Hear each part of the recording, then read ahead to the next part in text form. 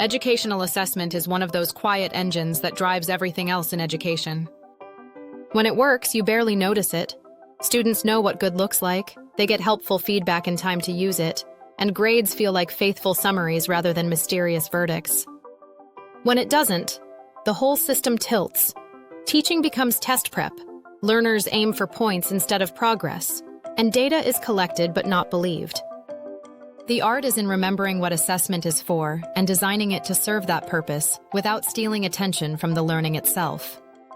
Start with the simple, slightly radical idea that assessment is part of learning, not the thing that comes after it.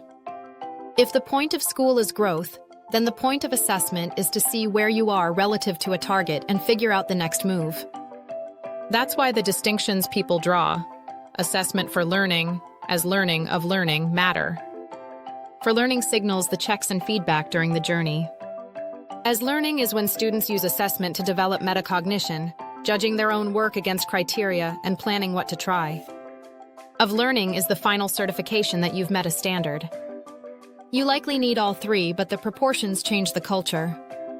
A class with regular, low-stakes checks and useful feedback feels alive. A class where the only numbers that matter arrive at the end feels like a game of gotcha. Clarity is the mother virtue here. The more concrete you make your goals, the easier it is to design good assessments and the fairer the experience feels. Understand fractions as fog. Compare and order fractions with unlike denominators and explain your reasoning gives you something to aim at and to measure. Good assessments align with that level of specificity. You decide up front what evidence will convince you that the goal is met. A set of problems, an explanation, a real-world application, a performance. You sketch a blueprint, how much of each skill, what cognitive demand, and stick close to it. That blueprint keeps you honest and protects against the drift that turns tests into scavenger hunts for trivia, because those are easiest to write. Validity is simply, are we measuring what we think we're measuring? It has multiple faces.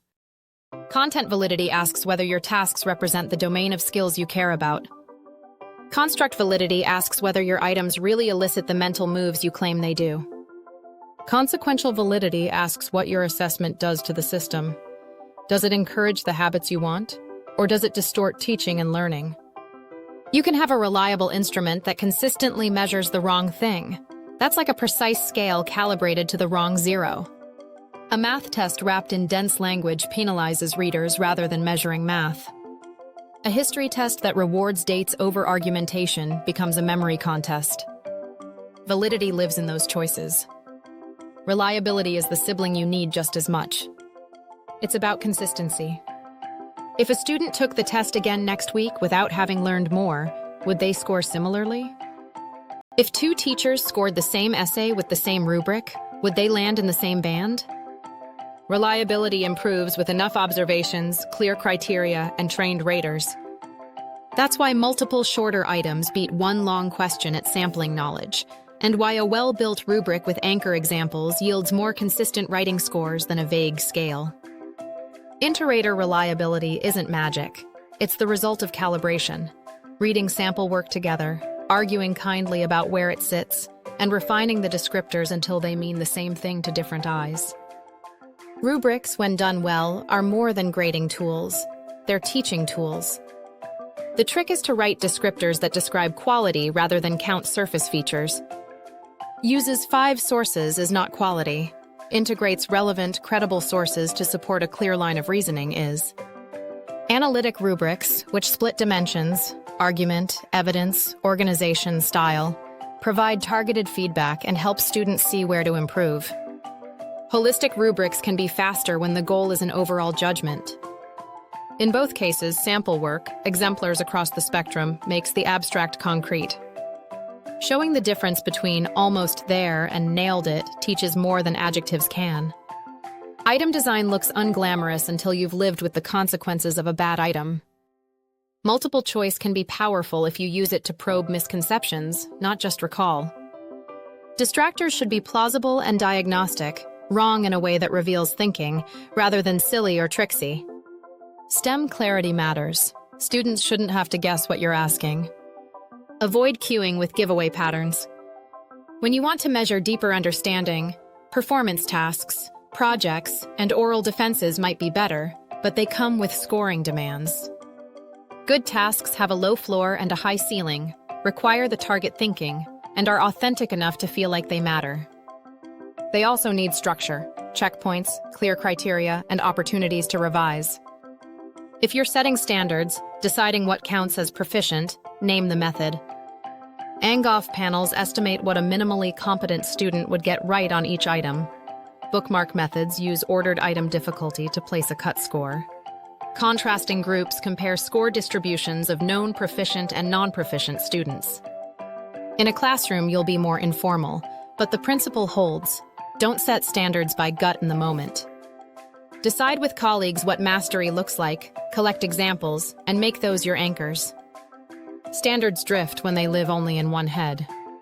Grading is where your values show up, sometimes despite your intentions. Averaging early and late attempts penalizes growth. Points for compliance, bringing supplies, raising a hand, blur achievement with behavior and often encode bias. Curving encourages competition in places where collaboration would help. A standards-based approach, tracking proficiency by standard, offering retakes with new evidence, separating academic achievement from habits, aligns grades with learning. It's not a free-for-all. It's a commitment to measure what matters and to let later, better evidence carry more weight. If you must compress to a single mark, make the compression transparent. Show the underlying profile so the grade is a summary, not a surprise. Formative assessment is the cheapest, most reliable lever you have to improve learning. Exit tickets that target one hinge concept reveal whether to move on or loop back. Quick writes, mini whiteboards, think pair shares, and concept checks surface thinking in the room. The key is to plan these checks in advance and decide your action if the results come back mixed. Will you reteach to all, pull a small group, or spiral back while moving forward? Feedback travels farther when it is fast and usable. A margin note that says "awk" doesn't help.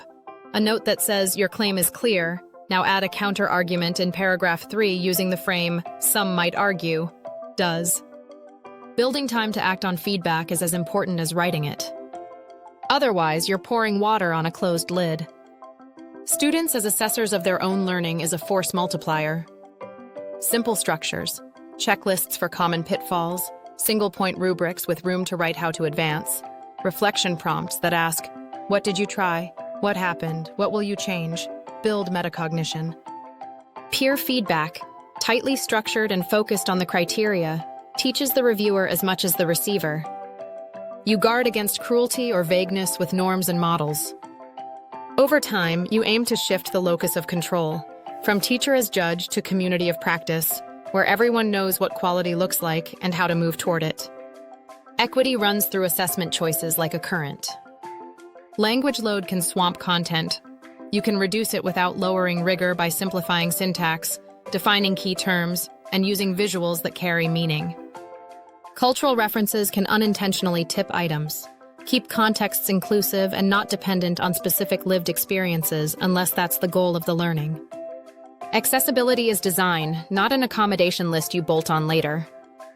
Clear contrast, readable fonts, alt text, captions, generous time for tasks that rely on reading speed if reading speed isn't what you're measuring. When accommodations are needed, extra time, separate settings, assistive tech, you provide them without fanfare. Fairness doesn't mean identical. It means comparable opportunity to demonstrate learning. In multilingual classrooms, assessments can inadvertently become language tests. Strategies help. Preview vocabulary, allow responses in multiple modes, oral, visual, written, and disaggregate scoring. One score for content, one for language features, so students can see where to improve in each domain. If you're truly measuring content knowledge, consider bilingual glossaries or allowing evidence in the student's stronger language when feasible. These aren't favors, they're ways to align the measure with the construct. Psychometrics can feel far from the classroom, but a little of it goes a long way. In classical test theory, item difficulty is the proportion correct. Item discrimination is how well an item separates higher and lower scoring students. Items everyone misses or everyone gets right don't help much with discrimination. Items with negative discrimination are likely flawed.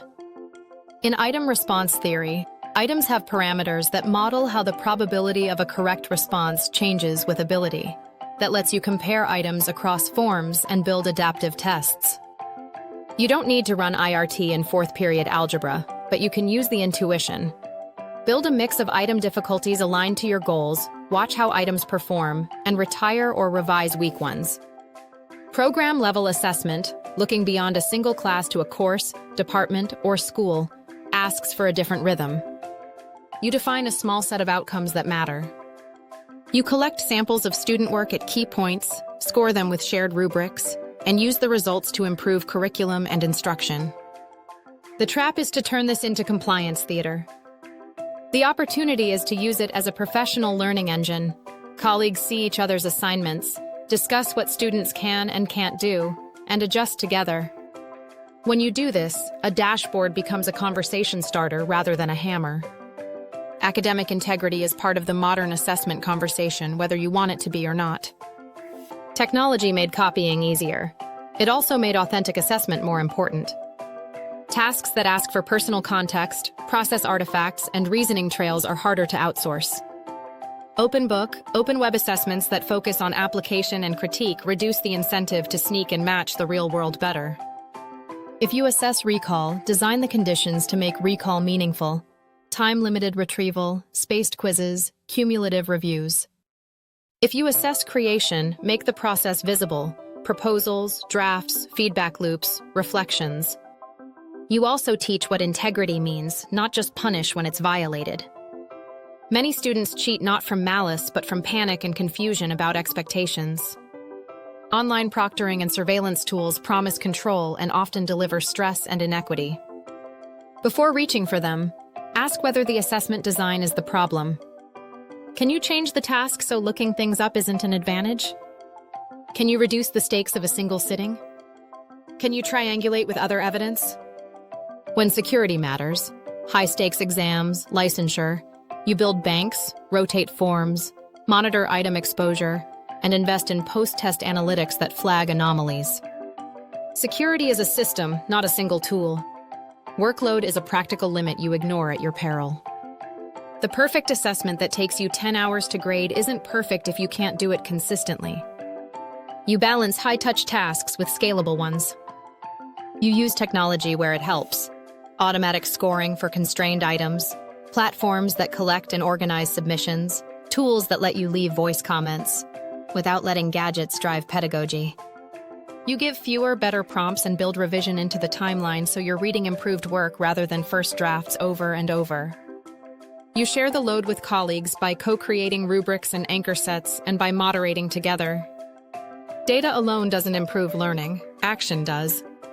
Make a habit of short improvement cycles. After a unit, pick one standard where results lagged. Analyze a sample of work to find the misconception. Adjust one lesson or create one mini task to tackle it. Try it next cycle. Share what happened. This is assessment as a feedback loop for teaching, not just for students. School leaders help by creating time and structures for this. Common planning time, data discussion protocols that focus on student work rather than teacher blame, and a small number of priorities that persist long enough to matter. If you're just starting to rethink assessment, begin small and real. Pick one unit.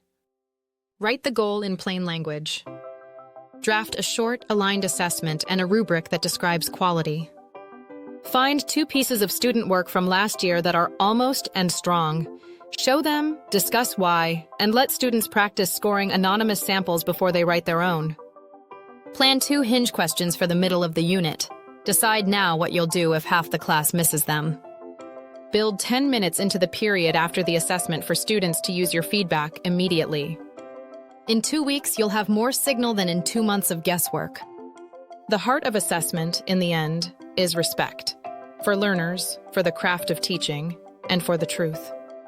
Respect shows up as transparency about what you're asking and why. It shows up as timely, actionable feedback rather than cryptic marks. It shows up as willingness to let new evidence replace old judgments. It shows up as designing measures that match the thinking you value, and as noticing when your measures are shaping behavior in ways you didn't intend. Do that consistently, and assessment stops being a separate, stressful event and becomes part of how the class thinks and grows together. It's not about being soft, it's about being precise about what matters and generous with the tools people need to get there.